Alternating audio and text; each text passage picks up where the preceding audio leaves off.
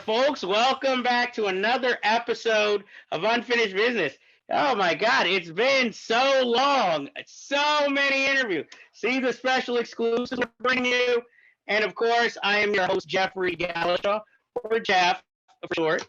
And my co-host, the man who runs H Epics Productions, Miss Andre Joseph. Happy hour is anytime, anywhere in the world. Okay, and I will say to that, to the Brazilian ladies driving Mercedes, I say hello. So let's jump into this episode. Let's see. Of course, we're gonna start off with our movie news.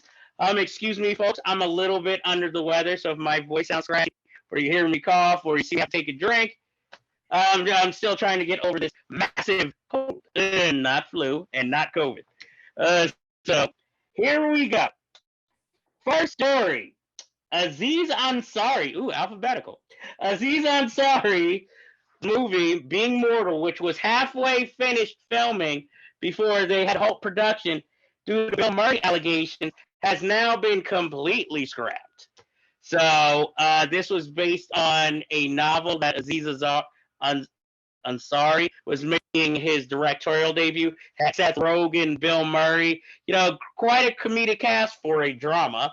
But unfortunately, either going to have to come later and start from scratch, or Aziz just have to find another new film to make a directorial debut. How are you feeling about this news? Well, I don't know too much about the project outside of the controversy with Bill Murray. Some sort of allegation might be related to Keke Palmer. That's the rumor I've heard. He said or did something that I guess was typical Bill Murray, but in this day and age, clearly it became a thing that got blown up. They tried to cancel him. And of course, Bill Murray is almost impossible to cancel at this point in his life. But that being said, there are probably other issues besides that have caused this project to get deep sixed. And a little surprising given that you have films like Rust that have worse problems and they're still going on with filming. So it's a shame. It looked like it was going to probably be an interesting project for Aziz. And, maybe they could restart it somehow, maybe with another studio, but it's unfortunate. Yes, it is. It's just not Aziz not finding the luck here, in his career. Our next story is, of course, the director of Shazam says, "Oh yes, Shazam could continue in the new DC universe, but you got to support the film because it needs to make enough money so that they can be put into the new DC universe." Do you think this is true, or is this just him really begging, basically, please come see our movie that has been postponed many times? And he's begging for the audience to show up because all the tracking data for the box office weekend for this movie is abysmal. And look, I mean, I liked the first Shazam. I thought it was a fun film. I thought, this was basically big with superheroes. It came out like probably a week or two before Avengers Endgame. So it was like a little bit of an appetizer before we got like a big event superhero movie. But I don't think it's one of those films that people are going to run back to because of the fact that it's part of the DC universe. And of course, with all the changes being made and actors that are being swapped out so they can restart all over again, this is going to be the danger for what's left, other than maybe The Flash, which is another story. But it's at the point where I really do think the audience is just like, why do we want to invest our time and money into something that we're not going to care about if you're not going to follow up on it? And it has been subject to some reshoots and re-editing. So, I'm probably check it out just if friends want to go and see it, but I really don't think they're going to go further with it. And if they were to continue with the character, I think they would get a bigger star than Zachary Levi. That's just my opinion.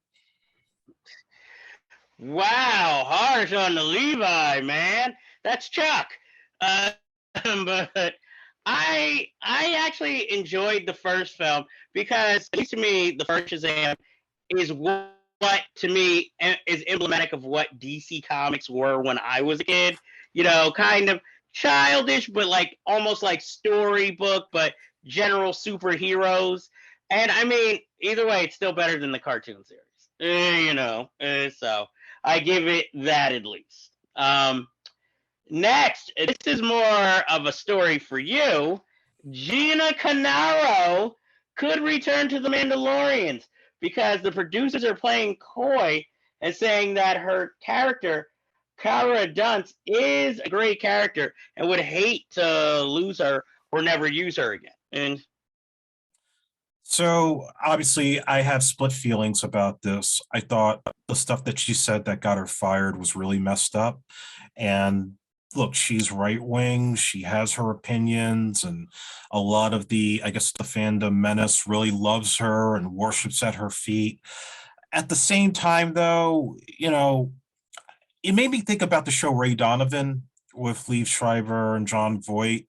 And I remember reading something about Liev Schreiber saying how whenever John Voight was on set, he had a rule: we don't talk about politics on the set. Like, we're just going to go, we're going to do the work, and that's it. We're not going to engage in any, left-wing, right-wing nonsense. And I think that's the approach they should be taking here. Listen, the character was popular. There were kids that liked that character. They loved the show. And she was a strong female that was probably worthy of having a spinoff, which they canceled because of what had happened in 2020. So look, if you recast, it's obviously going to piss off those folks and maybe even piss off some of the diehard Star Wars fans that liked Cara Dune. But yeah, I think enough time has passed that if they could just put all the political BS aside, they should just allow her to just play the part again and, subside all this stuff. But honestly, those people at Disney that are trying to push an agenda, and it doesn't matter if it's left or right, they need to go because they should be entertaining people. They should be giving the audience an escape, not trying to, play some sort of messaging that leans one way or the other. It's interesting that you said John Voight had a no can talk politics. This is a Ray Donovan that had James Wood guest star for a few episodes. I think that was like his last acting job too. Yeah, it's interesting. Now, if only somebody could put that in Adam Baldwin's contract, maybe he'd work more. So yeah, I like Cohen and Tate. He should be doing more. He should be doing better. Again, another Chuck. Shout out. Love that show. He was also on it with. Apparently the no-name Zachary Levi, according to you. So, next, this is a story you brought to my attention that J.J. Abrams says he has finished, or there is a finished script of Star Trek 4, but Chris Pine isn't sure if he wants to do it because he claims the movies are cursed. I'm like, it's interesting, Chris Pine coming off of Don't Worry, Darling, is saying that, no, it's the Star Trek movies that are cursed. It's, I just find that interesting, especially from a man who's going to star in a Dungeons and Dragons movie. So that's my 2 cents. How do you feel? Chris Pine is 100% correct. They've been talking about Star Trek 4 since Star Trek Beyond. When J.J. Abrams went out a few days before the movie was released and said, oh, the next one's going to have Chris Hemsworth come back as George Kirk. And supposedly they did have an idea for this, and they hired a director, S.J. Clarkson, who did episodes of Jessica Jones on Netflix. But then apparently Paramount wanted to spend less money because Beyond was so expensive it didn't meet box office expectations. So it got deep six because Chris Pine and Chris Hemsworth were like, we're not taking pay cuts. We did Marvel movies. We did DC movies. We're not going to, get paid pennies on the dollar. And so it's like, look, the TV shows right now, there's obviously a split opinion of whether they're good or not. I've heard great things about Picard and Strange Worlds and some of the other ones that they have. I haven't watched them other than maybe for a few episodes of Picard and couldn't get into it. But the thing is that they've been talking about another Star Trek movie in the J.J. Abrams production for so long. It hasn't happened. And the last time I checked, they announced a director with no script. And then Chris Pine was like, we didn't get a phone call. Carl Urban didn't get a phone call. Zachary Quinto didn't get a phone call about this. we're just announcing shit without a script. And so now they have to pull the release date. It's like, JJ, shut the fuck up. You know, you are just like already on kind of the shit list of filmmakers right now because you're going to try to rebrand the DC universe and that fell through. And so now it's like, you think you could save Star Trek when really people stopped caring after, you know, the subverted Wrath of Khan known as Star Trek Into Darkness. Nobody wants to see this film. They want something else, or just have Star Trek stay on TV. So Zoe Saldana and John Cho don't get a call in your estimation? Zoe Saldana's got like, what, 7 Avatar movies to do? She doesn't have time for that shit. Hey, John Cho needs the work, and he's a great actor. Oh, yeah, no, he's a fine actor. As is Saldana, too. Well, you know, when she's not playing Nina Simone. Okay, let's not get into that right now. That's a whole episode in of itself. Oh, yeah. Our next story is, since we're talking about sequels, Guy Ritchie says it's up to Robert Downey Jr. if there's to be a third Sherlock Holmes, saying he has all the power. And I believe it. Yeah, I mean, I like the first 2 movies. Actually, I like the first one more than the second, but I like him as Sherlock Holmes. I wouldn't mind a third film. He doesn't look that old that he can't do it. You know, it'd probably be more interesting that way. So, yeah, I mean, look, the guy got paid, what, $75 million for playing Iron Man in 2 Avengers movies. Of course, he's going to have the power to say what he wants to do. I just wish he could do a little bit more than Doolittle. Yeah, my thing is, I would like to see Robert Downey Jr. work more, you know, but he just, I mean, he has enough money, so I guess he's like, you know what, I'm taking a rested vacation. And the one thing that he was in is the unreleasable Jamie Foxx comedy that Jamie Foxx directed. So it's just like, well, I guess we'll have to wait even more longer for him to be in another film. I didn't see the second Sherlock Holmes film, so I can't really say like, oh, there should be definitely a third one. The first one was okay. You know, it had a lot of momentum behind it. I remember the franchise, but I feel like now, like you were talking about Star Trek, it's like if a third Sherlock Holmes film came out, it'd have to be either an event or one of those movies where you're like, really? After all this time, you guys decide to finally make a third one? And not in a good way like Top Gun. You know, this is more like, okay. I mean, at least Robert Downey Jr. is on the screen, you know, and Jude Law can always, you know, need the work. And remember when Jude Law was like in 5 movies in 1 year? Yep, and now he's in one of the movies in the trailer section we'll be talking about. I mean, he's a good actor, though. I'll give him that always, you know. I just, you know, we all get older. We don't get called as much. He's in his character actor mode right now instead of, you know, the old starring mode. I call it the Corbin Burnson. And, you know, remember L.A. Law, you know, all the girls, oh, he's so sexy, blah, blah, blah. Starts losing his hair. It's like, oh, then you never heard of Corbin Burnson except for Major League movies and the Dentist franchise. He's a nice guy. Actually, like, yeah, yeah, I liked and I mean, Psych, but I never really watched it enough to really get into it. He was pretty good in the second season of The Punisher, where he was like some psychotic evangelist who gets killed by the Punisher in the last episode. I thought that was all right, different. I can see him on that. I remember him on, what was that celebrity game show where one of them was like some kind of criminal who's like killing all the rest of them? Oh, yeah. I don't remember the name of it. It was like years and years ago. Yeah, because weirdly, Corbin Bernstein seems to be an intellectual. You know, you wouldn't think. I'm not saying he's dumb or anything, but, you know, he just, you don't picture him as Frasier in real life. No. What I'm trying to say. You know, I mean, hey, he was the man in, oh, God, now I can't remember the movie. Val Kilmer, Robert Downey Jr. Oh my God, why am I Spartan? Not Spartan. Shane Black movie. Oh, Kiss Kiss Bang Bang. He was a villain. Yes. Yes, he was. Spoilers. I miss a time when we could discuss movies without having to yell spoilers first. Like, you should have seen all of this, guys. Right now. It's all on Tubi.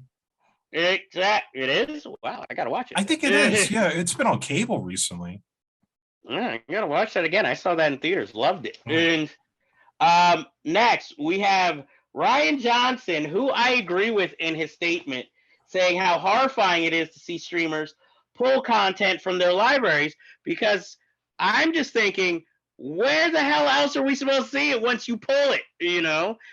You're kind of forcing DVDs like for only collectors to really get. So it's like it, but if it's like something like an HBO show and they decide, well, we're going to cancel after one season and we're going to delete it from our library, how's anybody ever supposed to see it again? And Yeah, there's always like a rare movie that I want to check out, and sometimes like worth winning. It's like so, for a while it's on cable, then it's off cable, and you can't find it anywhere because they don't manufacture the DVD, and then all of a sudden one day it pops up at the most inappropriate time. It's like, yeah, I don't like it either when they try to, you know, and you notice this now with Netflix. I mean, it's been going on forever where they have like a library of films you could go check out anytime. But then the more they start putting out their own stuff, their own original content, and half of it is just terrible, then the older stuff just goes to the dump, like Turbo Kid was a movie I discovered on Netflix. oh, I remember that movie. And And now it got taken off, and now I think you can find it on Tubi, but there was a time you could not find that movie after a while. exactly. And I mean, I know maybe some, people who are just here or there with movies, but for people who are like really fans of this stuff, I mean, it's not like, I guess if you have, does anybody even still use DVRs? So if you tape it there, maybe you can keep it forever. But other than that, how are you supposed to find it if they never put out a physical release? And, I'm like, someday I'll see New York, New York by Martin Scorsese, but no streaming service puts it out. What the hell? It's a Scorsese and a musical. Like, soon as, like, La La Land came out, that should have been put out. Okay, I'm finished with my tirade there. And next, exciting news, kind of. Steven Spielberg confirmed that the Napoleon script by Stanley Kubrick is heading towards production for television, and it's going to be 7 episodes. I'm not sure if Steven Spielberg is going to direct all 7 episodes, or if he's going to just executive produce, or what. Since he's been batting 1,000, at least for me recently, I wouldn't mind him directing it, but that seems a little more hardcore than his usual type of movie he likes to direct. Even when he makes hard-hitting dramas, they're not as, I don't know, realistic as I would feel like Kubrick would make a Napoleon movie, or probably wrote the script to be. There's not going to be a clear hero. There's not going to be the right and the wrong way. It's just more matter of fact, this is how things happen.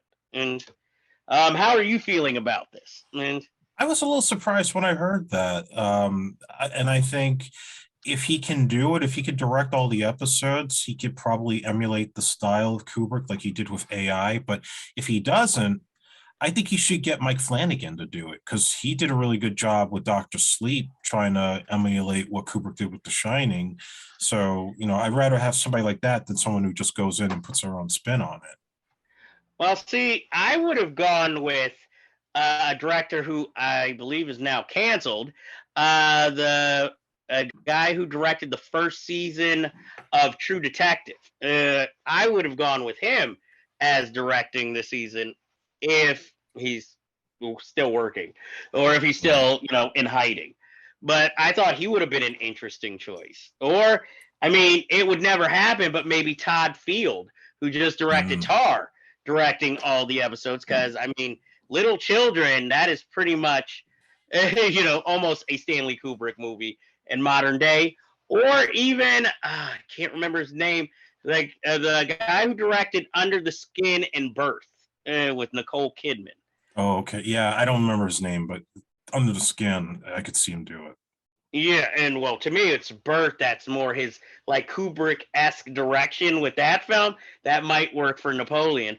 Plus, since he hasn't really done a movie since Under the Skin, it might be a nice return. Yeah. So, our next story which is a story you wrote about online already, is HBO Max has greenlit an Eat It, a prequel series, Welcome to Derry. And, okay. It seemed inevitable.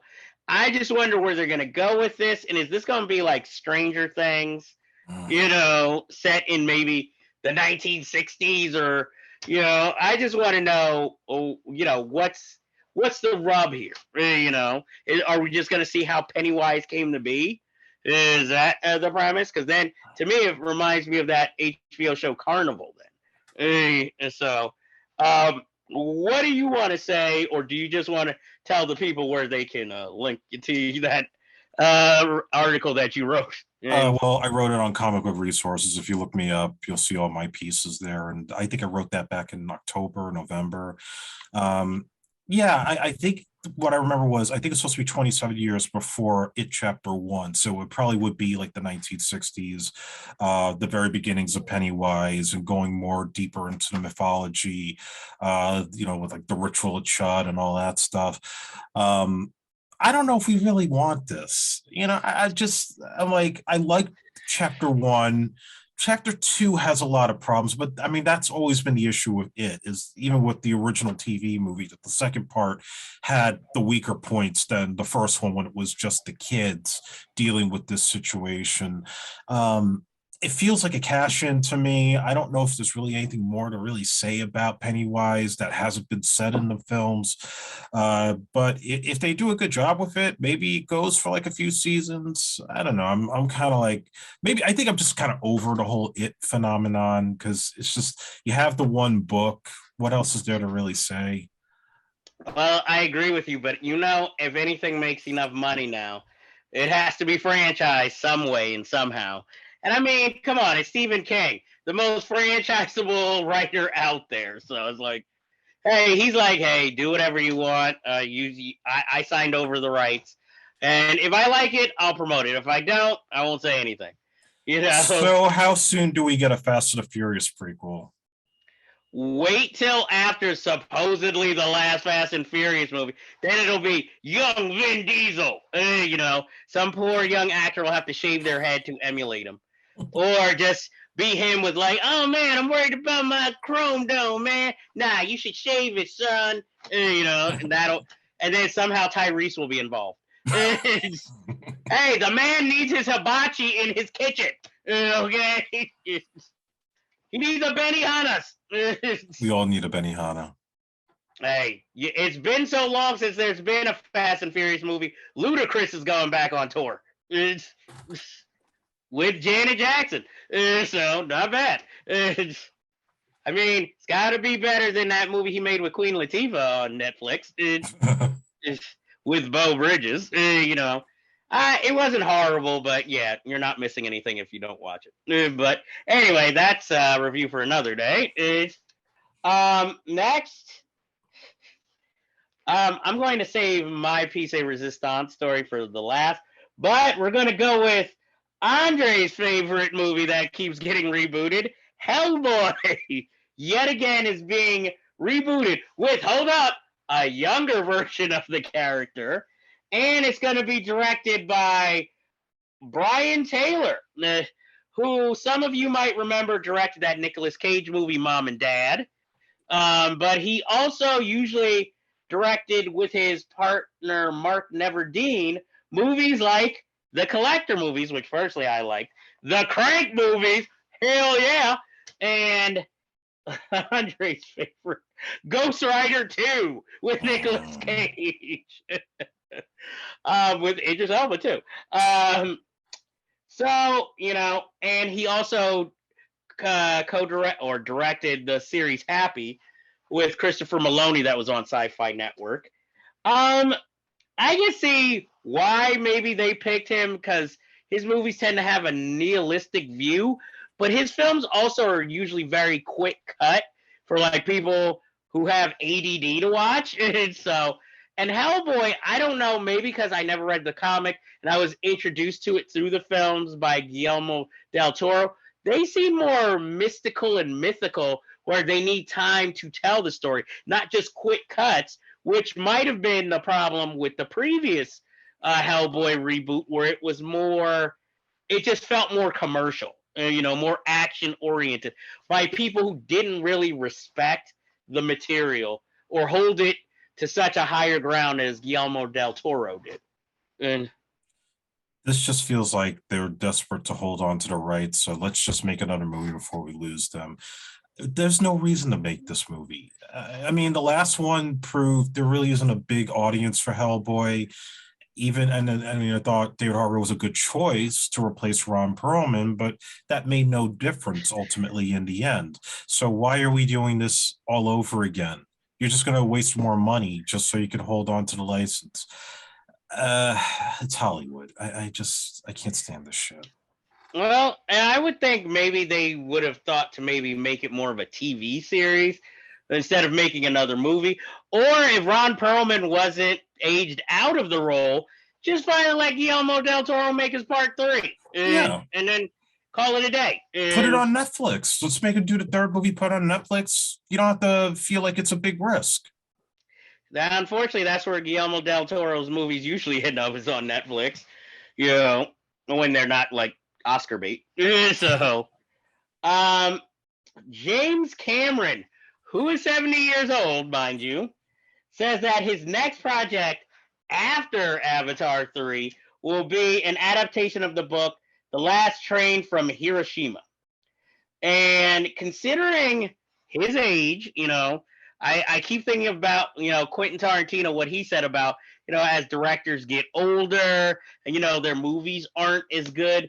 But I mean, by the time he's finished with Avatar 3 and then makes this movie, that might be his legacy movie. Like, I'm out. I'm like, I'm out the game at this point because I've done everything, not everything I want to do, but as much as I could do, while I could. And I mean, I also thought he was talking about like doing the Avatar movies for him personally up till 5, so that's why I'm just like, oh, all of a sudden he's like 3 and I'm good. I'm like, who are you going to hand over Avatar to who's A, that invested in the story as he is, and B, will work with those digital effects as much? And are people still going to go see Avatar sequels after this? I mean, yes, they went to 2.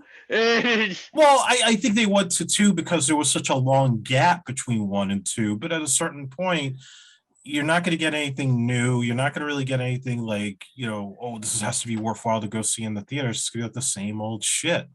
And James is at the point where, I mean, yeah, maybe he could do this thing with Hiroshima and it might look amazing, but like, who cares? Who the hell? Damn. Chris Nolan's doing Oppenheimer right now. I mean, we're gonna have 2 movies about not the Holocaust. No, not the Holocaust. That's a whole wrong subject. That's a whole other movie that I don't want to see James Cameron touch. 2 films about the atomic bomb. I don't know. Why not? We had 2 volcano movies with Dante's Peak and Volcano. We had 2 end of the world movies, Armageddon, Deep Impact. Why not 2 atomic bombs over Hiroshima? Why not just throw Arnold a bone and do not one more Terminator or True Lies, just like something new so he could go out on a high note? He's got a TV series coming, Fubar. Maybe he could direct that episode. Why not? I'm like, you're James Cameron. You could do anything. You guest starred on Mad About You. Why not? And for our last story, for me, our most important story of the week, this BS of AMC, what they call Sightline Pricing, which is where they charge you more just so you can get, AKA the good seats, like right in the middle. And, my thing is, I understand why they're doing it. I understand audience attendance is down. But now, okay, you're not going to get more people to come to the theater by doing this. Instead, you're going to drive the people who are still going to the movies back home because they do not want to pay extra just so they can move a seat over or 2. And let's face it, unless you're gonna literally have a ticket monitor out on the side of the theater, let's face it, it's just like how people do with assigned seats now. They buy their ticket, they sit in the seat, but they wait 20 minutes. If they don't see anybody sitting in a better seat, they just move over there.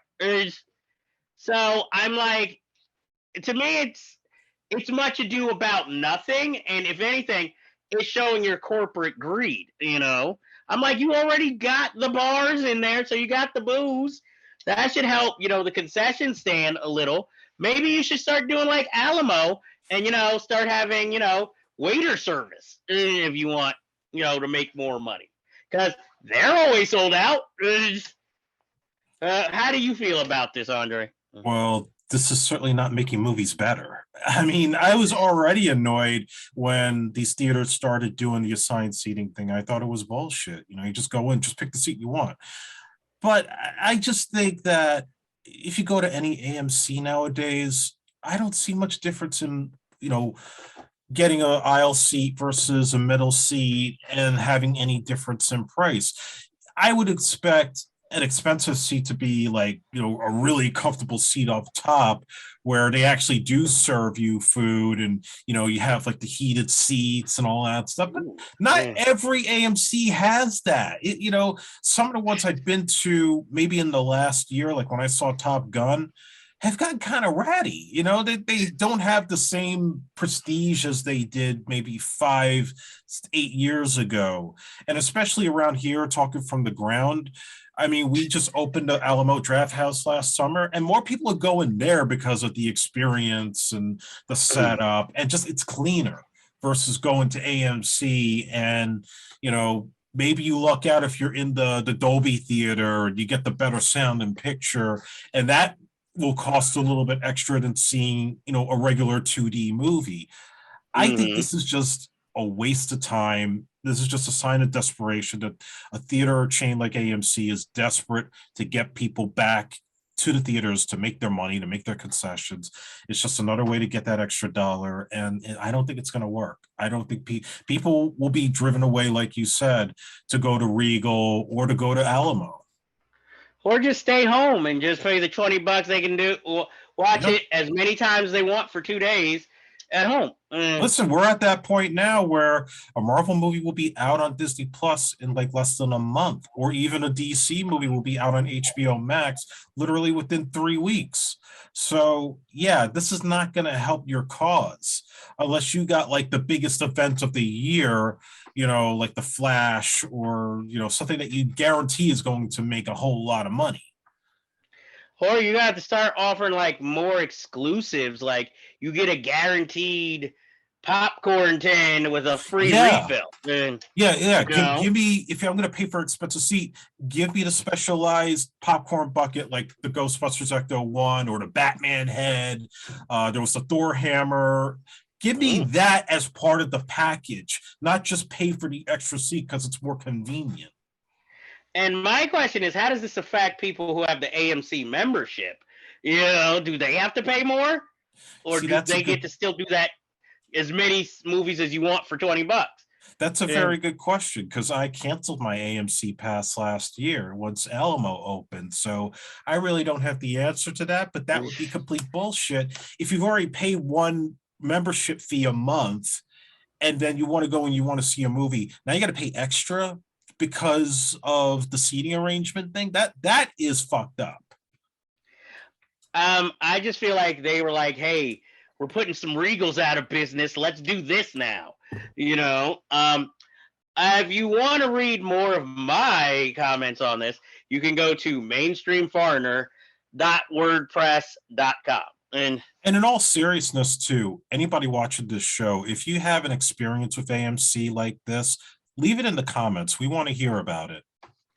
Yes, because I really want to know, because obviously I won't be frequenting them that much now that this BS, and that's the end of our news stories before we go off on an editorial there. Now we're in some people's favorite parts of the movies, the trailers. We might have something coming for you soon about that. We'll see. But this week we are going to talk about quite a few trailers. First, let's get the television one out of the way. They are making a Fatal Attraction series with Lizzie Kaplan, one of my favorite young actresses, and Joshua Jackson with a weird kind of hairdo, like very 80s. I guess I could see this coming because there's also a Dead Ringer series, TV series coming. And I mean, even though it was a while ago, you had the Dead Zone, the series. So, I mean, I'd rather them do stuff like this than make it like Fatal Attraction, the Broadway musical. I think they did that already. Oh, geez. I'm just like, no, keep it as a television series. Though I'm wondering if this is already a planned limited series where, they just play out in longhand the first movie, or like after the first season, will we see the continuance of characters? Will there be a different Fatal Attraction? Where's it going to go from there? And well, I'll say first off, Lizzie Kaplan looks stunning in that. That's one thing. Stunning. Yeah, but I feel like, okay, I understand why they're doing this now. It's because of the Me Too movement, and Fatal Attraction is one of those movies that's so complicated and complex because the way that film played out, where you're really not supposed to sympathize with what Michael Douglas is doing, but they still find those ways to make him likable and succeed at the end, and no repercussions. He saves his family, and the original ending was taken out where she was supposed to commit suicide. Spoiler alert, although not really a spoiler because it's a famous film. Nobody saw it unless they saw deleted scenes. Yeah. So they're obviously trying to put like a contemporary spin on it to show that, the Dan Gallagher character is not supposed to be likable. And Lizzie Kaplan's character, yeah, she's psychopathic, but there's still something human about her that you have to kind of understand her psyche. So I get that, and I kind of applaud that they're trying to do that. Now, here's my issue, and there's two issues at hand. Two. I don't think it's going to work because they'd already tried to do this with American Gigolo. They tried to take a classic Paramount movie and update it as a show. It didn't work. I mean, look, John Bernthal, good Dead Ringer for Richard Gere. It just wasn't going to play the way that movie didn't. Honestly, American Gigolo was best known for the visuals, the music, and people seeing the style. Yeah, and women going crazy over Richard Gere's pee-pee in that one scene. But that's all there is to it. Fatal Attraction, you have to remember, and I guess this is the second point I have to make, that movie really did shake the world, no pun intended. I mean, people were having water cooler conversations of it back then.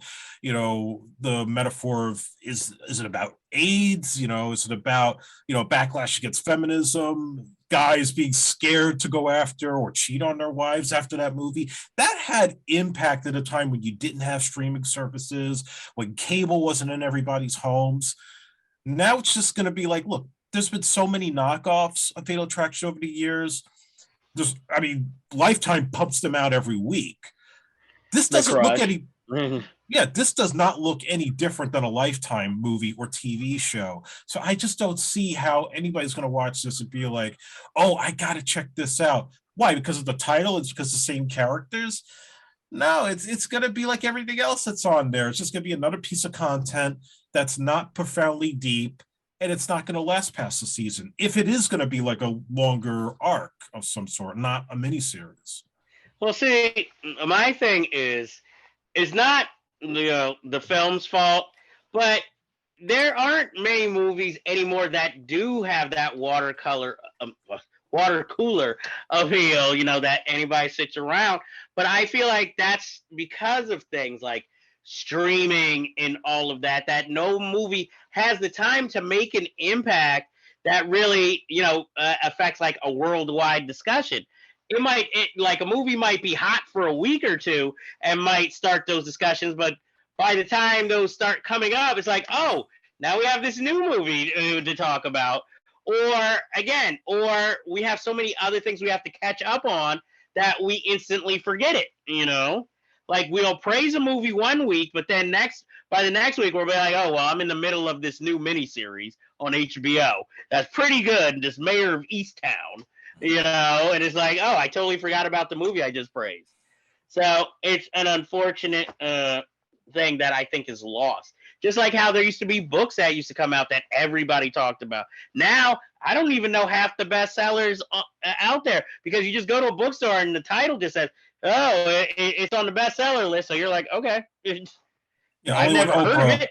When Oprah plugs a book, everybody goes and buys it. That's the only time. Well, same thing now with Reese Witherspoon, Jenna Bush. Everybody's got a book club.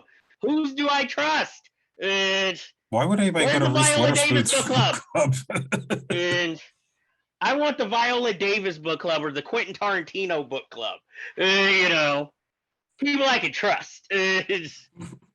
Not the Steven Spielberg book club. I feel like there'd be a lot of young adult novels there.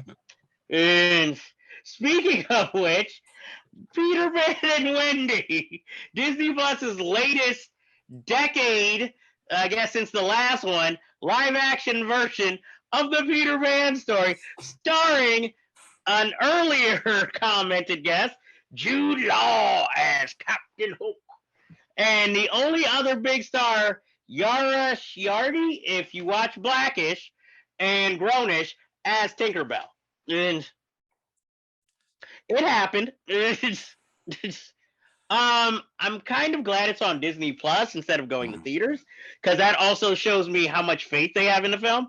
I'm hoping this isn't another Strange World, the animated movie from last year for Disney.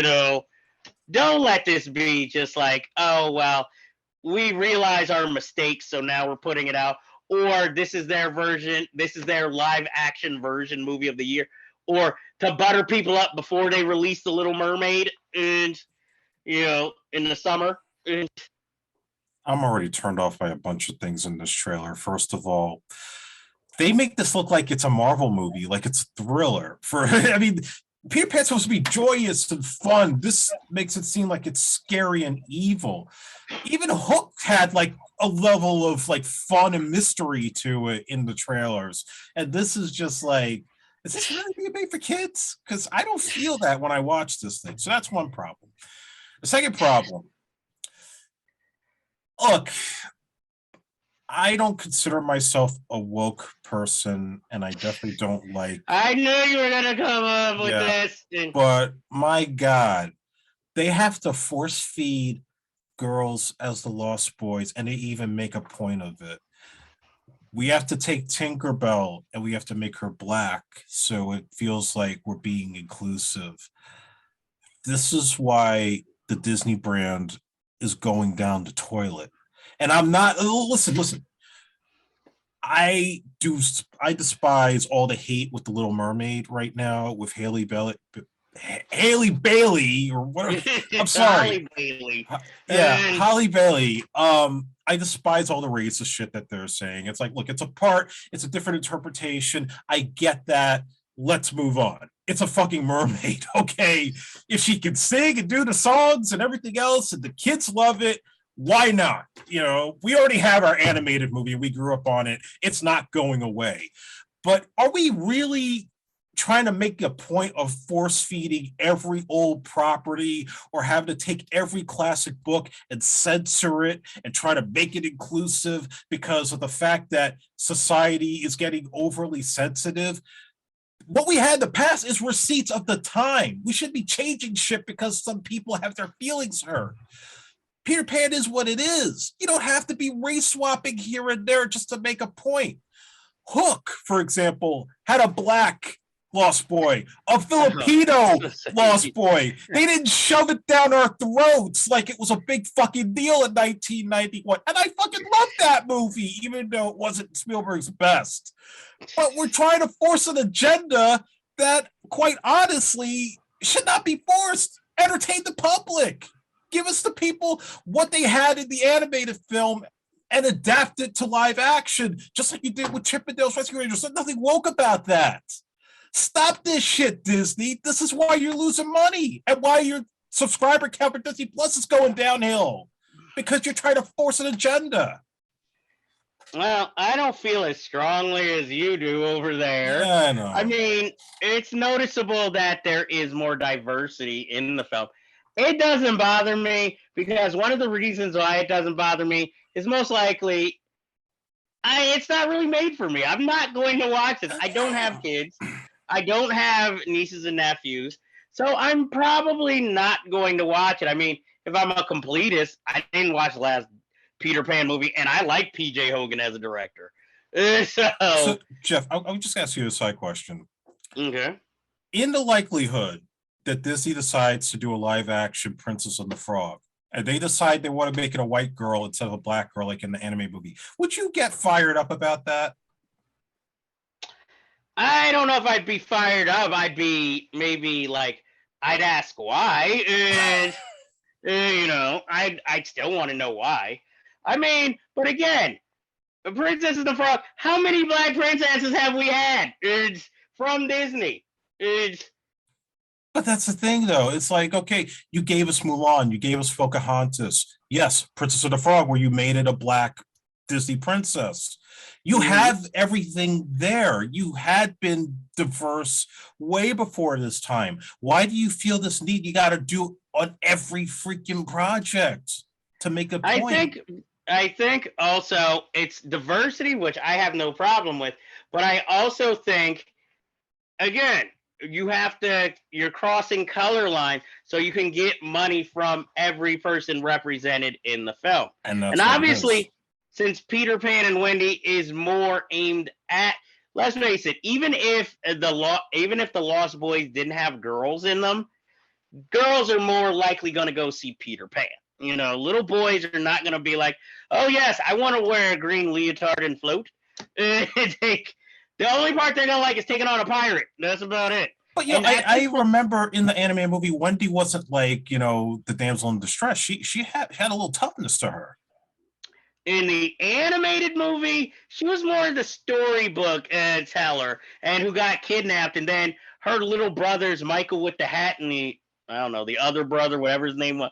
But Peter Pan was the one floating and like, "I'll take you down, Hook," and blah blah blah, and then spoiler, the alligator eats them, at the end. But I'm just like, maybe one day, like when I have children, if I have children, I would show them this movie, read the book so I can get maybe more of the original take.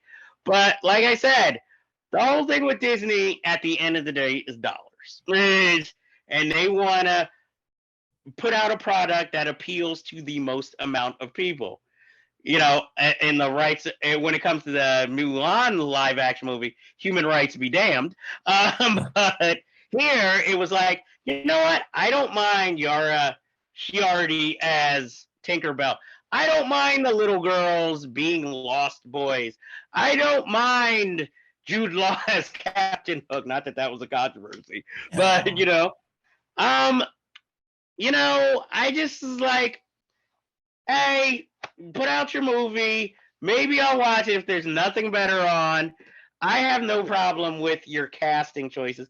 It is noticeable that it's more diverse.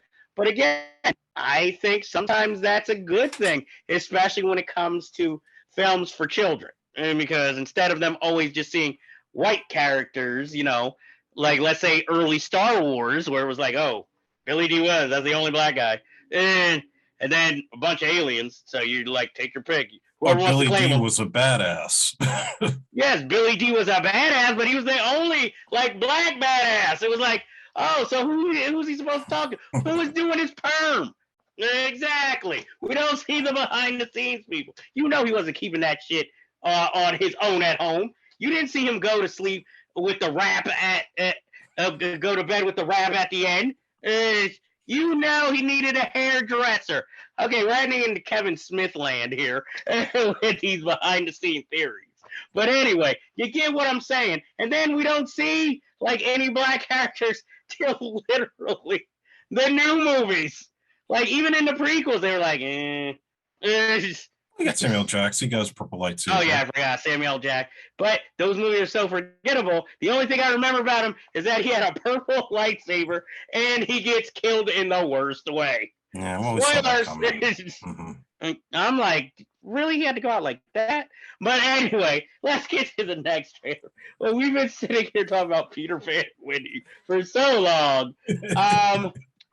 Next, since we're in a jolly mood, was Mafia Mama with Toni Collette and Monica Bellucci. I have mixed feelings about this movie, which is about an American housewife whose grandfather or cousin dies. So she gets sent to Italy after her husband cheats on her to take over and run the mob. And Monica Bellucci is her consigliere. Those two are the only reason I want to see this movie, because Toni Collette is a great actress. Yeah. And Monica Bellucci, come on. Oh God, yeah. Still got it. Yes. But why does it feel, I hate to say it because I know you're not her biggest fan, why does this feel like a movie? Oh God. What's her name turned down? Melissa McCarthy turned down. Oh, and that's what it feels like. It feels like this would be a movie for her, like Amy Schumer to star in, like more of a comedic personality than a dramatic actress who can do comedy like Toni Collette. I like Toni Collette. I'm sure she'll do the role, but it's sort of like, hey, you know what? It would be like if Adam Sandler turned down a movie and they were like, you know who we should get to star in it? Cate Blanchett. I was like, sure, she could do the role, but will she bring the comedic factor to it? Or is it just going to be like, wow, I like watching, this dramatic actress kind of act silly. It would be like, it's like Meryl Streep doing She-Devil. It's like, but I will give it a chance when it's on streaming. And yeah, I think Italian groups are going to protest this movie, for one. Secondly, yeah, I think as good as Toni Collette is, and I think she'll do a fine job here, this really feels like a Nia Varlos movie, like a My Big Fat Greek Wedding. This doesn't really feel like, like a Martin McDonough type of film. This seems like a movie that should have been made in the 1980s. Yeah, or the 90s, like during the Weinstein era. Exactly. And without the controversy. Let's not even start there. Yeah, no. This, as long as it's better than The Family with Robert De Niro and Michelle Pfeiffer, I will be happy. Because I saw that in theaters, so I'm still pissed. So, as long as it's better than that, I will be happy. And next, we have The Boston Strangler with Carrie Coon and Keira Knightley, who I will admit, both are barely recognizable in the trailer until they start mentioning their names. Mm-hmm. It's giving me Zodiac vibe, obviously not as good. Yeah. But considering I didn't like the Boston Strangler movie from the 70s, I believe, with Tony Curtis, I'm all willing for another movie about the Boston Strangler, and maybe it being, good, at least to me. So I'm kind of looking forward to it. How do you feel about the trailer? I'm looking forward to it, and it definitely has the Fincher vibe going for it. I kind of wish that it was like American actresses instead of British actresses trying to play American and make it feel like masterpiece theater when it really should be like down and dirty old school Boston. Then I think it could have been a little bit more fun, but I think it'll be okay. So sorry they didn't cast Amy Ryan in this movie for you. Oh, she would have been very good. I would have approved of Amy Ryan. Yeah, but is she still as marketable as a Keira Knightley or a Carrie Coon right now? It's going to be on Hulu, so what? Well, if we're going to do that, shoot. Why not shoot for the moon and get Cate Blanchett? Cate Blanchett doing a Hulu movie? Why not? Look, hey, it's a movie. It's a job. She's getting paid. It's a job. And I'd be like, or break out Kathleen Turner. Have you seen Kathleen Turner these days? Does that mean she can't act? She did Dumb and Dumber 2. I think she's just collecting checks now. Shoot, if you really want to stunt casting, bring out Cher. Cher playing with the Boston accent. I pay for that. Well, she did play Cher a does have an lawyer. Oscar. Yeah. Hey, Cher has an Oscar. She played an Italian villa owner. What the hell was that movie? I don't even remember. Moonstruck. No, not. No, this is literally, she was Italian, like speaking Italian. Burlesque. No. First of all, there is no acting required in a Christina Aguilera movie. So, which E! channel will proudly show 5 times a day. And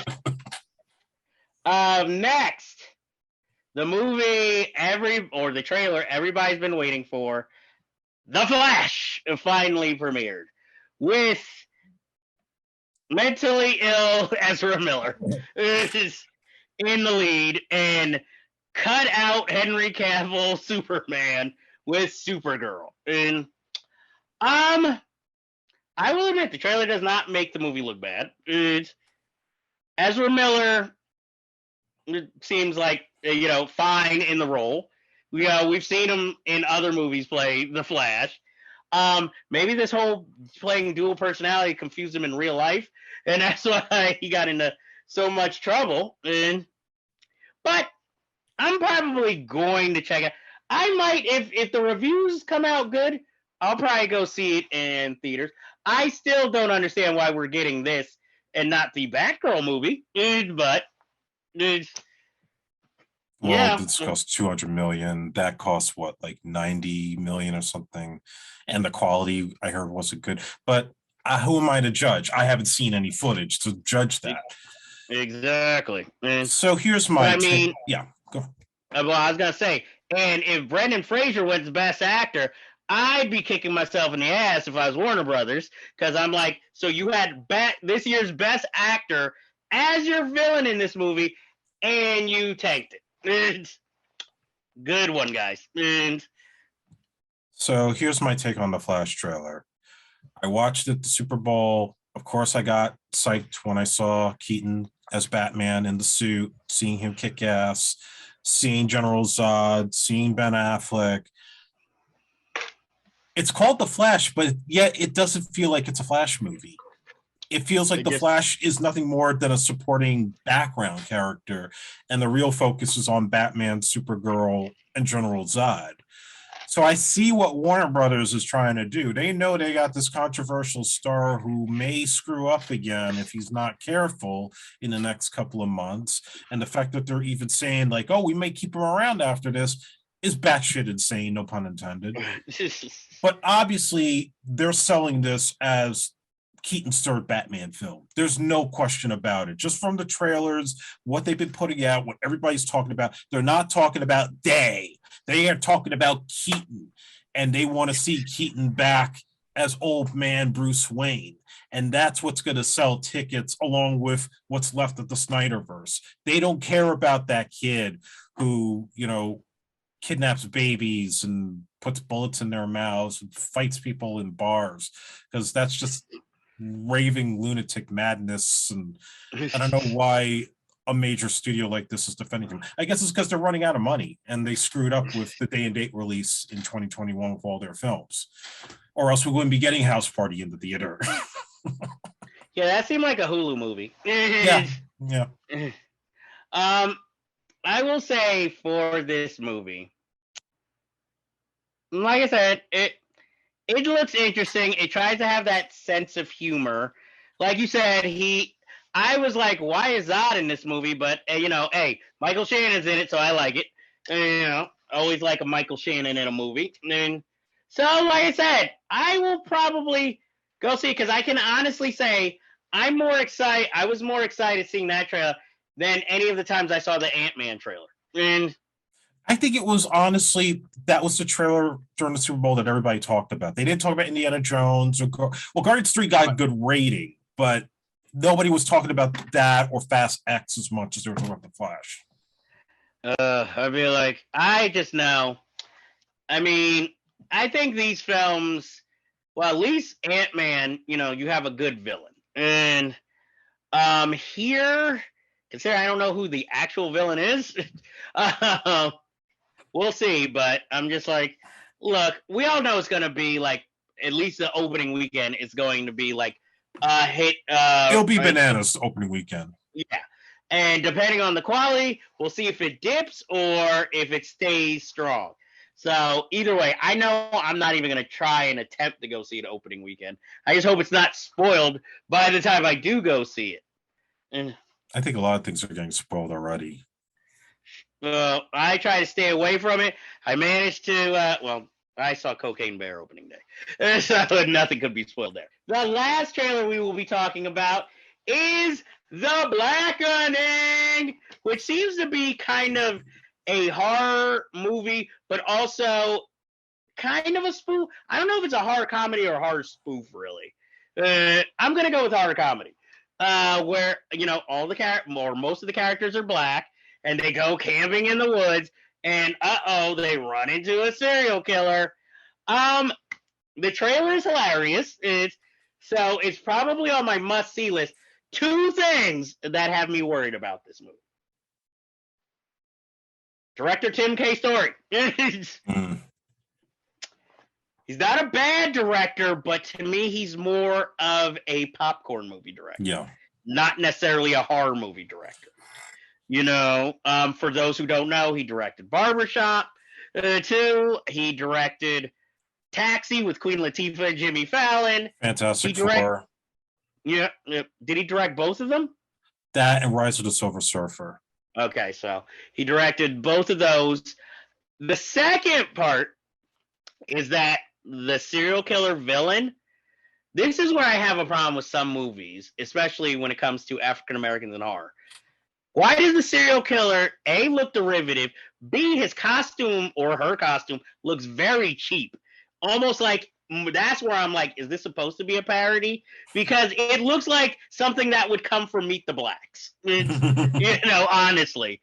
That's where I was just like, okay, but the comedy's still going. Let's hope that this is good. But that is, for me at least, a must-see. I'm definitely going to see it. Hopefully opening weekend, if not, the second weekend. Yeah, I hear the title and it gets me hungry for like a smoked salmon for some reason. The Blackening. Yeah. Good. Was that Grace Byers in the trailer, like the light-skinned girl from Empire? Believe it might be. Yeah. Yum. That's all I gotta say is yum yum. Oh, yeah, of course. You're like, this, like if it was a Monica Bellucci movie, like, yes, I'm going just for her. Yeah. Hopefully it's good. For some spaghetti and meatballs, yes, Monica Bellucci. Well, hopefully when you go see The Blackening, it will be at the Alamo. So maybe they'll have their salmon. Or if any of the proprietors or cooks of the Alamo is watching, when that movie comes out, and if you guys get it, salmon on the menu. And maybe like a cherry shake for Grace Byers. Sure you don't want any blackened catfish? Well, yeah, I mean, the only thing about it, I thought it was funny. I would definitely check it out. The only thing that has to be worried is that it has the vibe of like the Wayans Brothers haunted house movies. That's the only thing. I think, well, to me, I think it's a little funnier than those. It seems smarter than those movies. Yeah. I'm giving it a hope. If it was a Wayans Brothers, the whole cast would just be the Wayans. And then maybe David Alan Grier. So, that is the end of the trailer section. This was a long episode. Especially Peter Pan and Wendy, by God. We went unapologetically black on that one. Exactly. That and The Blackening. This is The Blackening. Don't worry, folks. We have a black film to review, too. So now we are on to the reviews. And Andre, are you ready for these reviews? Let's get it. Okay, let's get the easy ones out of the way. So, the first movie we will be reviewing is She Said, which is about the Harvey Weinstein case, based on the novel by two of the reporters who reported on Harvey Weinstein in the New York Times. It's directed by Maria Schrader, and it stars Zoe Kazan, Patricia Clarkson, Samantha Morton, Carey Mulligan, Andre Braugher, and playing herself, Ashley Judd. And you saw the movie first, so I'll let you start off. And so in general, I liked She Said because it had that All the President's Men type of vibe to it. These two reporters breaking down the Harvey Weinstein allegations, talking to all the victims. It's a noble film. It's, the acting, I think, is very low key, but effective for what they were trying to tell. I'm glad they didn't try to show Harvey Weinstein in person. They just used like the tapes and, his own words against him. And, so that I think in that sense, it's an important film. The guy was a monster. He got exposed. You didn't get scared of anything, right? No, something just flashed in front of me. It's my mic. It's like, okay, sorry. Don't worry about that. Yes, no, Harvey Weinstein. Yeah, so I mean, in general, I like the film. The only thing I gotta say is I think it was heavy-handed when it came to the subject matter of what had happened, and like at the end, showing all the names, and like if the movie came out in 2017 or 2018, I could see where this movie would probably be getting Oscar nominations and all this critical acclaim, and it would just be like, this mind-blowing picture. But in the years since, with so many Me Too allegations, to the extent where now we're having to question some of them because of the validity of the claims or lack thereof, it just feels like, okay, this is Hollywood trying to make up for what had happened, pre-2017. And yet, because it's become so polarizing and divided since that time, it feels like this movie came out the wrong time. You know what I mean? Like, it just seemed like they were trying to hammer this important message, but it got lost because of our political divide that we're in right now, and how people perceive the Me Too movement as like anybody can make an accusation and you have to believe it face forward. And it's like, no, you have to have evidence, you have to have real claims, there's got to be more to it. That's the only thing that bothered me about the film, but everything else was fine. And I like the fact that even like the male characters in the movie are not all like a bunch of scumbags. That, like the journalist that Andre Braugher plays, or the editor, one of the characters' boyfriends is like kind of supportive of the investigative reporting. So we're not making men look like pieces of shit. It's all focused on what Weinstein did. So that I have to applaud. Okay. I agree with you about the timing of the movie, because unfortunately it feels like a little too late. Yeah. I mean, but at least you're getting the story out there. I'll give it to the movie that way. But here's my problem with the movie. I felt it was very bland. And I'm like, obviously it's true life. You can't just spice up the material. But I guess maybe if it had been done in a more vivid style, it might have been a little bit more exciting. Because even when, even when you have the testimonies from the women and you kind of see the little reenactments, the only one that really feels like dramatic and powerful is Samantha Morton's, and she was never really even attacked, her character. But that might also just be because Samantha Morton's that strong of an actress. And out of the two actresses, Zoe Kazan and Carey Mulligan are both good actresses. I felt I liked Carey Mulligan's character better throughout the film. Yes. Because she was more strong-willed. Even putting in that weird scene when the guy comes on to her at a bar and she she flips out on him. Yeah, and Zoe Kazan just seemed so kind of wispy and whiny. It was just like, okay, can we go back to Carey Mulligan? But other than that, Andre Braugher's character reminded me kind of Denzel Washington in the Pelican Brief, like brief, no nonsense, like, yeah, okay, or brief, whatever. I enjoyed the film, but I can't say it grabbed me the way it should have, even with Ashley Judd essentially playing herself. I would say it's worth watching, but I couldn't like.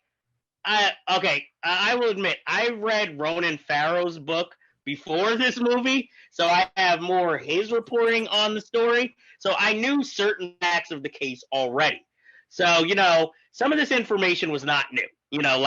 As shocking as it's meant to be while you're watching the movie, it's just like, oh yeah, I know that one, or I know that story. So, but like I said, I definitely think it's worth watching. But I think if anybody out there wants to see a movie based around this case without the actual names, check out the movie The Assistant with Kelly Garner, which I think does a better way of telling, I guess, maybe how bad it was without, actually using names or actually showing, anything. Yeah, But that movie also is a lot more subtle, and the outrage is more silent. You feel it internally without having to scream and shout or have to throw a message. It's just, this is what happens. This is in your face, and it's pretty clear what's going on. But the only thing that I guess this film brings that film doesn't bring, at least this film, there's a comeuppance. Right. In The Assistant, there is none. You just have to, it'll come eventually, but it just kind of ends. And a spoiler, But I would definitely recommend that movie. Definitely check this out, but also check out The Assistant, which I think does a little bit better with the material, or is at least a little more stronger, even though it's not as fact-based. And so, but I'd still say recommend seeing She Said. And yes, I agree. Okay, next. I guess we should clear out all of last year's movies. So we're going to go with Violent Night, where Santa goes up against a group of terrorists at a home invasion. It is directed by Tommy Wirkola, and it stars David Harbour as Santa, and it has John Leguizamo as the leader of the terrorists, and Beverly D'Angelo as the person or the business person that they're trying to rob, and whose family this house happens at. I will admit, I thought this movie going in was going to be stupid cheesy. This could have probably been on Hulu or Amazon. But I was pleasantly surprised at how good it was and how much it actually worked. I mean, obviously it's stupid, if you really think about it. But, if you buy into the premise, it's kind of captivating. It keeps you entertained and has quite a bit of comedy in it. It has Edie Patterson, for those of you who watch The Righteous Gemstones on HBO. It had, I think his name is Cam Giganette, playing her younger actor boyfriend. It's dark humored, even though it has children in it. It's like if Bad Santa became an action film and was a little more heartwarming. I like the rules of, the character of Santa Claus using his powers sometimes, but not always. I liked the Home Alone setup, for the little girl with the terrorist. I was kind of shocked how violent it was. And this is somebody who watched, what was that, Bill Goldberg? Oh, God. I liked it. This is obviously much better, though. Yeah, Goldberg's a piece of shit. Yeah, but that opening scene where he kills all those celebrities as a family, that is memorable. But anyway, and I like John Leguizamo was over the top as the leader, telling his Christmas story and why he hates Christmas. I was like, is he channeling his character from The Menu again? Is this Steven Seagal? But overall, it would have been, if I had seen it in theaters around Christmas, it would have brought me Christmas joy. What did you think of the movie, Andre? Oh, I had fun with it. David Harbour was fantastic in this part. There was definitely the Die Hard meets Home Alone vibe that worked effectively in this film. The whole charm of he doesn't believe that kids believe in Santa anymore, and this one girl does. So it was like a nice little touch, but then that, kind of dark humor with the action. And actually at times felt like something straight out of John Wick, which was also cool. So it wasn't like something that felt archaic. The Nutcracker scene made me uncomfortable, but it didn't go that far, you know. I really liked it, you know. I don't know if I would go back to it every Christmas, like like the first Die Hard movie, but it was so good. I wouldn't mind the sequel. I know they were talking about maybe getting Charlize Theron to play Mrs. Claus.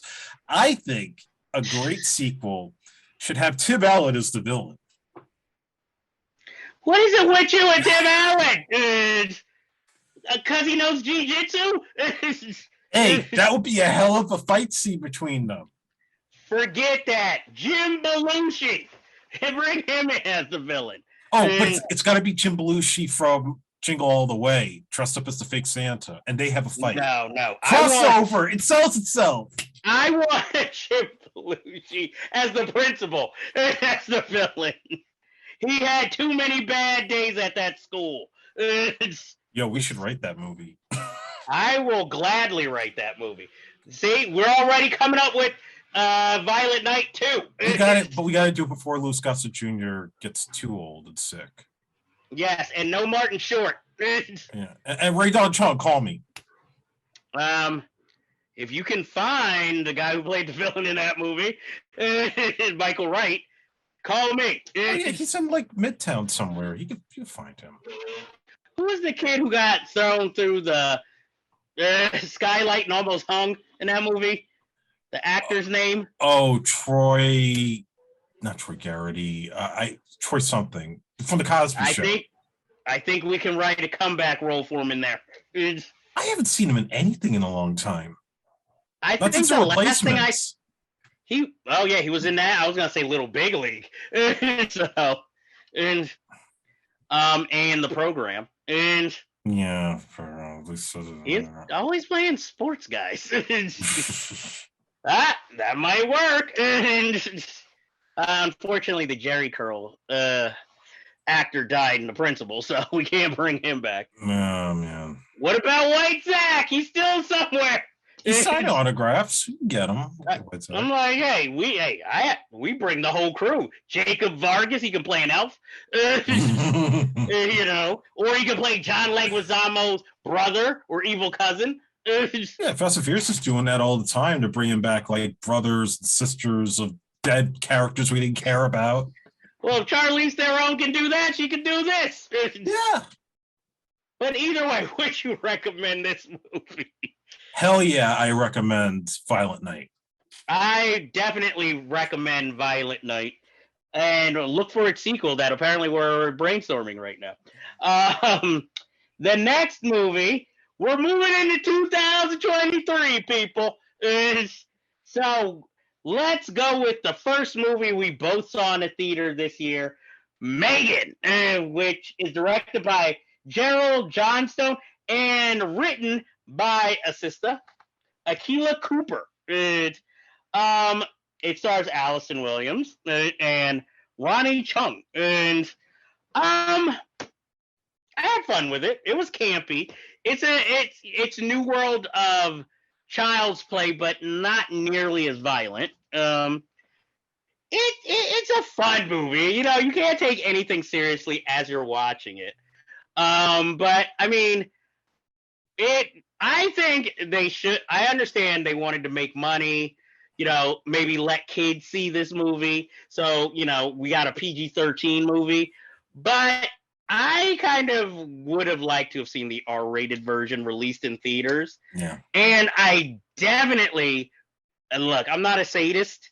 It could have used a little more deaths in this movie. Mm-hmm. And but I enjoyed it for what it was worth. But I found half the time it was more funny and intentionally funny, yeah, than it was scary. And you know, yeah, I gotta say, I went in not knowing it was PG-13, believe it or not. I thought it was R-rated. But that being said, I had fun with it.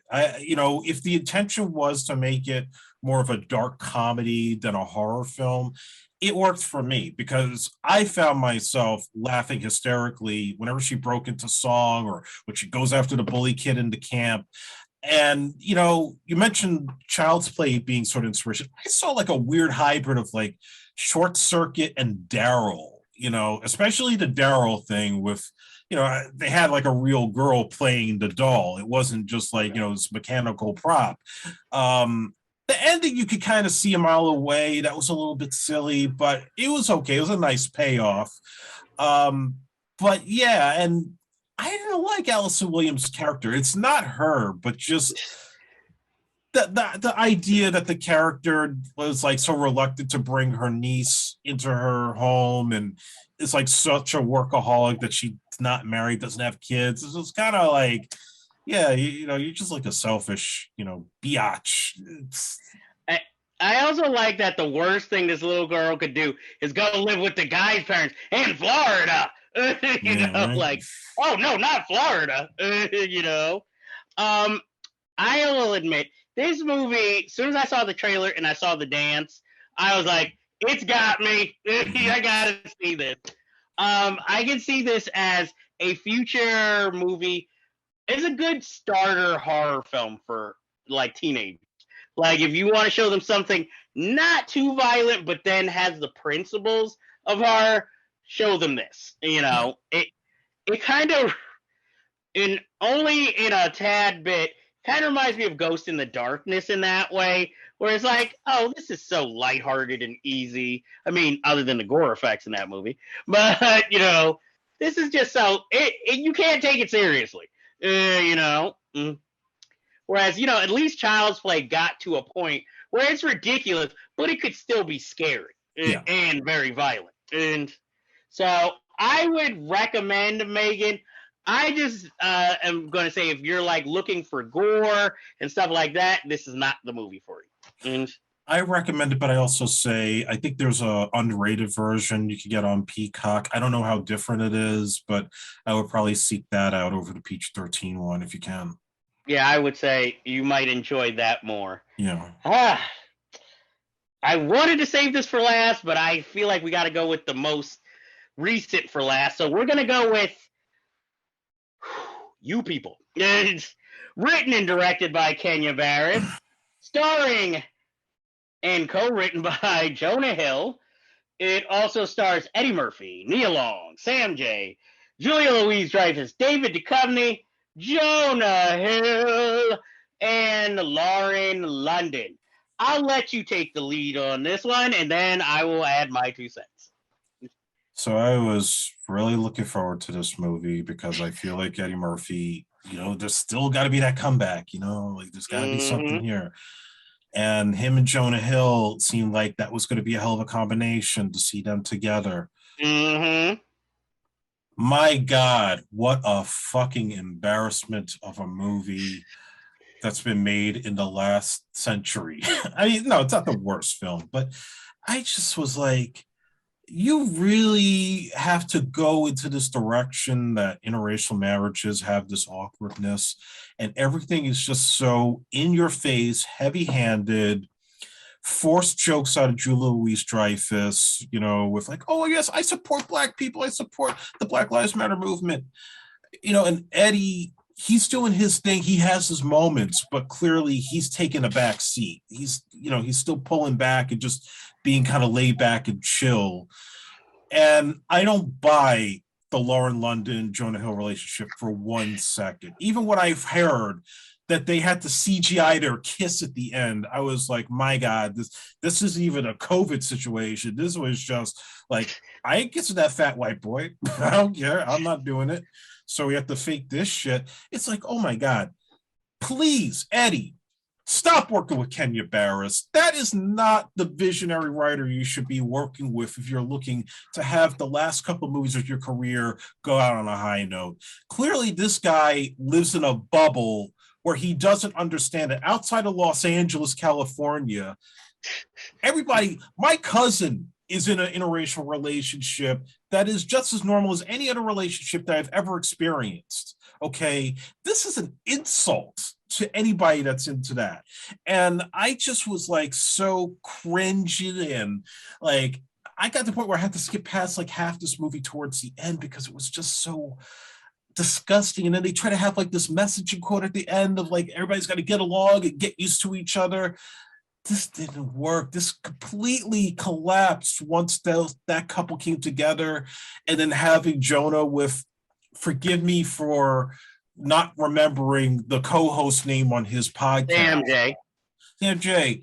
I'm sure she is hilarious, you know, in other situations, but this was bad, man. This was a freaking embarrassment. I'm part of the, you know, whoever decided this is going to have a rotten rating on Rotten Tomatoes. I'm in that category. You know, I don't vote on Rotten Tomatoes. I thought this was atrocious. I don't recommend it. And I wouldn't be surprised if Netflix took this shit off in a year. Wow. I'm not, okay. You got to understand where I'm coming from here. I've already complained about Kenya Barris in the past. And like Tyler Perry, I'm not against any person making their coin, especially a person of color, but stop it with the race relations. And because his main problem is, like you said, he lives in this bubble of Los Angeles, and instead of letting blackness be natural on screen, he always feels he has to explain it to other people other than black people, which automatically makes your product not for the audience that it's supposed to be for. So that's one of the problems with this movie. That's A. B, how do you take the charisma from Eddie Murphy? Like, this is his most least charismatic performance. I mean, he makes Eddie Murphy and Holy Man look like greatness, because Eddie doesn't have anything to work with here. He has his moments, like when he's talking about how he's the darkest person in there. But that's like it. Even like, and you can see the jokes coming a mile away. Like when he comes to the dinner with the hat on, you know something's gonna automatically happen to the hat. It's not even that he even tried to get to know Jonah Hill's character. I understand he's Hotep. Hoteps are a little more understanding than that. He just like, hey, you brought him into another gang barbershop wearing the wrong colors. That's just fucked up. And then this whole thing about, oh, I'm going to take him to the basketball court because according to this movie, every black person knows how to be good at basketball, but white people naturally suck. You know, and then, oh my God, Jonah Hill can actually do it. Like you said, there's no chemistry between him and Lauren London. We never got to really, there's a montage of them falling in love, but we never even got to see the definitions of the relationship. Right. You know, the movie just, all of a sudden, oh, hey, now we're wearing the same sneakers matching. Oh, let's get married. And they never even explain, how's he making money off of this podcast that he's quitting his job? Right before he's getting married, too. You know, like, how's this going to be paid for? Most of the characters are one note. Another problem. Yeah. Like, even the leads are one. Yeah, even the leads are one note. You know? I really want to because I really like Jonah Hill and I love Eddie Murphy. But even like, okay, take the stripper scene. Even that was overkill with, oh, cocaine, what cocaine? You know the guy you gave us. Then the drug dealer shows up and gives him free cocaine. I was like, okay, you're beating this cocaine joke over the head. Yeah. Why? And it's like, why is Nia Long even here? See, and that's the other problem I had with this movie. You have this all-star cast that includes Nia Long. David Duchovny, obviously, he's doing cliche white man doing black jokes. But you have Rhea Perlman, you have Elliot Gould, and you do nothing with them. They're just there. Elliot Gould had no lines. What the fuck? I'm like, well, look at Nia Long. Mike Epps had more lines and comedic moments than Nia Long did. She had nothing to do. The funniest person in this whole film was actually Kim Whitley and her little small role at the wedding reception. It's like everybody else who were day players had better lines, which I'm guessing were probably not scripted. So that's why they were funny. And, I wish I could blame Kenya Barris totally, but Jonah Hill co-wrote this script. So, this movie it really makes me fucking angry. I'm dead serious. I just don't understand how Eddie knew Like, oh, my name is Dolomite. Great movie, great performance. And then you followed up with this. I can see maybe from the premise him thinking, this could work if they do it right. And then I feel like maybe he was caught in the script and he couldn't get out of it. So it was like, because I don't think he was allowed to improv. I think he had to follow all the lines that were in the script. It's not just that, but I mean, you got to understand with Eddie these days, he stays home. He doesn't go out. He doesn't really know what goes on in the real world beyond whatever he sees on his couch on TV. And that's if he ever watches TV. So I think it's really like his people who are telling him, oh, yeah, Kenya Barris, he's the hottest black writer in town. You got to work with him. You got to hire him for Coming to America too. And yet, no, he's not the best black writer for comedy that's out there. Neither is Tyler Perry, but he has his own brand. It's like he doesn't have his ear to the street like he used to when he was on Saturday Night Live. And that, I think, is affecting the work that he's doing. Dolomite was an exception because at least he grew up with that. And you had the Ed Wood writers there who were also really deep into that like B-movie culture. But these guys don't have a vibe on what made Eddie so special, other than just his greatness that they've seen in his movies, but yet they can't get the best out of him to make him that charismatic guy that we all fell in love with. That's the one thing that makes me worry about Beverly Hills Cop 4, because when I do look at those pictures, I mean, Jerry Bruckheimer is saying all this great stuff about his performance. When I look at those pictures, he looks like he's not enthused to be there in the Detroit Lions jacket. And I hope, for God, I'm wrong about that. Kenya Barris didn't write that, did he? I hope he didn't doctor it. From what I understand, his name isn't on it, but you never know. Sometimes with Hollywood, like Chris McQuarrie will punch up dialogue for Tom Cruise and not get credited. Oh, no. It could be a problem here, guys. I'm sorry to say. Well, when it comes to you people, I never thought I'd see a movie that made me favor Guess Who. I was like, Guess Who is way better than this movie. And I'm not a big fan of Guess Who, but at least, it works. Yeah, at least I had the part where, like, Ashton Kutcher, he's like, I want to see that body go boop, boop, boop towards Zoe Saldana. Like, yeah, that's how we all feel. The only one of the only scenes I really liked the dialogue in was the whole Drake. You got to be such and such Drake, not such and such Drake. That was the only time where I thought, okay, that is actually maybe some smart dialogue in this. But I'm putting my money that was probably Jonah Hill, or an improv by Sam J. So obviously we are both, unfortunately, not recommending this movie. And thumbs down like a motherfucker. And that brings us to our final movie that just came out a week ago. It is the biggest movie that has been talked about for the last few weeks. It is a movie that goes by the name of Cocaine Bear, directed by Elizabeth Banks. I saw this in a theater with a friend of the show, Sylvia. We went to the Alamo Draft. We went to the Alamo Draft House. She loved it. She was, like grabbing me half the time with suspense because, obviously at times this movie tries to be like Jaws, with the suspenseful. I will say this was one of my most look forward to titles to go see. And I have to say it was just okay. I enjoyed it for what it was, but even though it is wild and crazy, it wasn't as crazy as I thought it was going to be.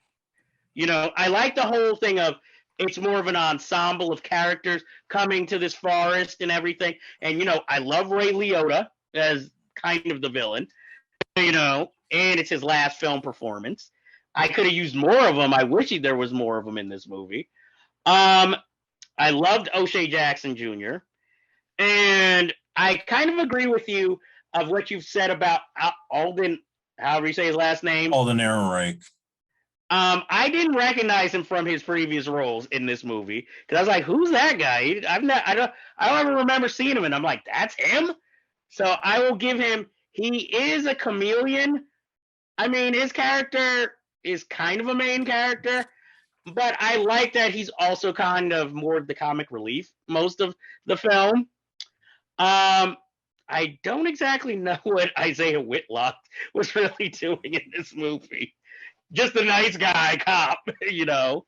I'm trying to think who else was it. Kerry Russell, I love seeing on the big screen. You know, that storyline was cute in of itself. I like the park ranger. Oh, Margot Martindale? Yeah, Margot. Yeah. Yeah, I mean, come on. Have you ever seen Justified where she was the villain? I was a little ashamed of what happens with her in the movie, but that's just my feeling. But I mean, she's in it for like half of the film, and all her scenes are memorable. Yeah, very memorable. So I'll give her that. Like I said, the weaknesses are I thought it was going to go a little further with the material with what they had. It just felt a little too convenient for all the characters to be in there. Like Jesse Tyler Ferguson's character has victim written all over him. I liked Martin Rice's cameo, brief cameo. I don't even think he has any lines. Again, as Sylvia kept telling me during the movie, O'Shea Jackson looks exactly like his father. He does. I liked that dynamic between him and Alden's character. But like I said, it was okay. It's a fine movie. I could tell people you could probably wait for streaming. You don't necessarily need to see it in theater. But I mean, for the most part, I was entertained. And yeah, I'm with you, Jeff. I felt there was some very absurd moments that made it fun at times. Like I said, Margot Martindale is excellent. Kerry Russell is serviceable. Ray Liotta, God bless that man. You know, as a last performance, it was worthwhile, especially the way he gets his comeuppance at the end. And yeah, I mean, I like the chemistry with O'Shea Jackson and Alden Ehrenreich, especially when they're in the car to listen to Jeffrey Osborne. That was kind of funny. So there are things there, and the bear being drugged up half the time and then passing out and taking more drugs. It's like Popeye with the spinach. So that stuff is good. Yes, I forgot about that. But my problem with this movie, okay, it needed a better director. And this is not a shot at Elizabeth Banks as a woman. It needed somebody like the guys that did Crank, or the people that did Mandy, or like the really crazy, insane, absurd type of directors that could get that manic style. Because if you're going to make a movie called Cocaine Bear, you want to go all out. You don't want to make it a polished kind of, you know, thriller that has comedy elements. Because at times, I think at the point when the Whitlock character, when he was like on the roof of the thing and he was like holding the cocaine and he shoots O'Shea Jackson in the hand, I started falling asleep, literally. Like I started to just drift off and get bored because they were spending too much time on these guys whining and going back and forth. When I want to see the bear do some fucked up shit and go nuts and, you know, get more violent than he already was. And this was just like one of those films that could have been a lot crazier, more absurd, but because of the direction, it didn't live up fully to the title that I'm expecting this movie to be. You know, I probably would have paid money to go see that Winnie the Pooh horror movie if that was the case, because that sounds like more up my alley than if you're going to make a movie called Cocaine Bear. I'm not looking for you to shoot this movie like it's going to be an Oscar-worthy picture. No, I want this to be fucking insane, like Crank, where everything goes all out, and we didn't get that here. So it's hard for me to recommend it because I just was like you, I could have just waited for this on streaming instead of seeing it in the theater. I just feel like, again, like if we're gonna go crazy, this is very sexist and misogynistic of me. But if we're going 80s, where's the TNA? And you know, yeah, we didn't really have much of that. I'm just throwing that out there. The couple could have had sex in the beginning and get eaten by the bear. Yeah, and that would have thrown it into a horror movie cliche, which it's like kind of trying to be. I also wish, this is just maybe a personal thing, the deputy, Iola Smart, the actress, I wish there could have been more done with her character instead of like, oh, she's the deputy, and then spoiler, she's in with Ray Liotta's character. And there wasn't really a payoff to that.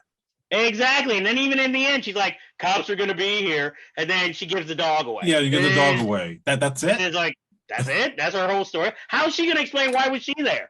The only time I thought it was inventive was when they probably started using the same film stock from the 1980s, reporting about the pilot hitting the ground with all the drugs. That's what it needed more of too. And they made it a polished modern day film, which if you're going to do something in the 70s or the 80s, I would expect you would try to make it look like it's got the film grain, it's got the scratches, make it a grindhouse movie. That's what this should have been. You should have had Tarantino or Robert Rodriguez make this a grindhouse movie like Thanksgiving or that thing with Nicolas Cage and the SSR zombies. That's what this film should have been, and it wasn't. Or maybe you should have let Eli Roth make it. You know what? As much as we shit on Eli Roth, he would have done 100% more of a better job than Elizabeth Banks. Sorry, it's the fact. Or you could call your old buddy Brett Ratner. Or as that Craig Zahler guy, he would have went really insane. Had brains getting all smashed up by this bear. Well, if the Daniels weren't making Oscar-winning movies, they could have made this movie. And they should stick to Oscar-winning films. They should not be doing Marvel films or franchise properties. But I give it a mild recommendation. You're not recommending it. Yeah, it's hard for me to really recommend it when I just think this could have been so much better. Sorry, Cocaine Bear. Still great title. You tried. You had something. As long as we don't get Meth Alligator, I am happy. I don't want bad spin-off movies from this. We need Pizza Rat NATO. Oh, God, no. I would not go see that. That even sounds horrible as a title. It's like, what the hell is that? If you don't know anything about Pizza Rat, you're like, how'd they come up with this? This is too much. I'll write it now. Yeah, that's yours alone. I'm not helping with that one. I'll go under a pen name. I'd be like, yeah, just sell it and run. And let them do what they want. Or maybe since they run out of Sharknado films, maybe that'll be their spinoff for it. But either way, that ends this week's business. But as you know, there's always unfinished business to be done. But I have to ask you people, have you seen Warrior from 2011 with Joel Edgerton, Nick Nolte, and Tom Hardy? If not, why not? Because it's fucking awesome. Andre, what movie should the people see?